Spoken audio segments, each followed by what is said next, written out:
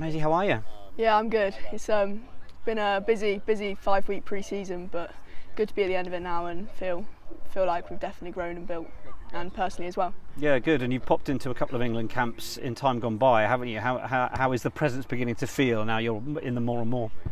Yeah, so I popped into the last one before Six Nations. That was their France week for the Grand Slam, and that was a very different feel because they were like right in the competitive side of it, and you know, it was very intense. So I think I was more just getting a vibe for what their actual performance weeks look like. But now I've been here more, like there's definitely been a culture switch with new coaches and players coming in, and it does feel like you start to make friends, and like actually instead of walking up to someone on the day and being like, oh, how are you, good morning, this, that and the other, you can have like a normal conversation and be a bit more personal with people, so it's getting better and nicer, so yeah. Yeah, the focus is less extreme perhaps, so yeah. you can bet in. That's good to hear.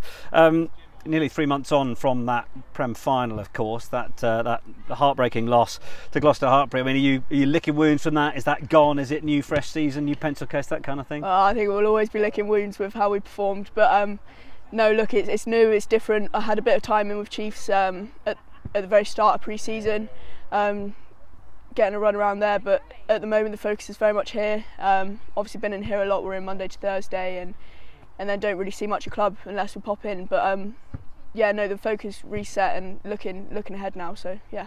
Obviously Prem 15's coming into the new Premiership Women's Rugby season. We know that it's a very competitive league. You obviously have to play at a very high standard for that. How are you finding that standard has served you coming into this England camp? Yeah, look, like last season in the Prem for me was massive, and I think I really got an opportunity, and it was great to get some good game time and experience, and you know, you can only perform at that level if you are playing at that level. But this is just next level again. And like, I don't think anything can prepare you for the speed, the pace, the physicality that's in here. But you know, it was definitely useful. But then again, this is a step up, and that's again that learning point and what the standard needs to be like.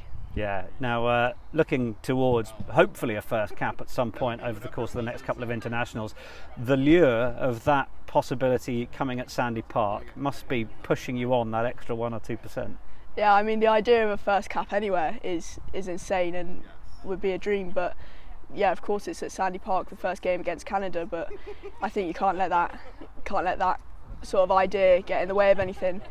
But if it were to be there in front of family and friends and things like that, it'd be really special. But you know, it's all same. It's wearing the shirt that matters most. Should you get that opportunity, I mean, just looking back, what are your sort of earliest memories of the Red Roses, of the England women's team, and perhaps any idea that you could get close to that sort of moment? It's quite funny. We set a challenge during the week to send in one of our oldest pictures on your phone, and mine was a picture of me and Marley and Ellie, and when I was going to watch games, and then there was one of me and Suns after they won the 2014 World Cup, and I've got photos of them, and it just seems so surreal to me to then be sitting and eating my lunch with them or having a cup of tea, and like people that I've always, well, I still do, inspire me and look up to, like still like, just being even on the same pitch as them. And it sounds a bit silly, but I literally wake up every day in camp, or we have a really hard conditioning session, and I'm like, this is it, like this is the dream, so don't ever take it for granted.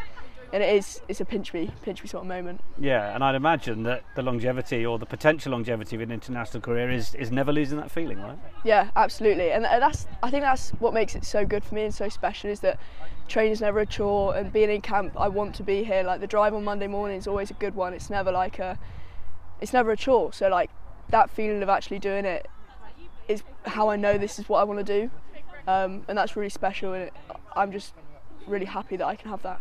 Any particular hype tunes in the car on the way on a Monday morning? Oh, we're listening to a bit of country at the moment. Oh, I like that. Yeah, me, Claude and Marion share the journey from Exeter. So we've got a bit of country, a bit of sing-song, Taylor Swift, you know, all the classics. But yeah, we sort of build into that over the journey. Excellent. Maisy, lovely to talk to you. Well done on how everything was going so far, and wish you luck for match week next week. Thank you very much.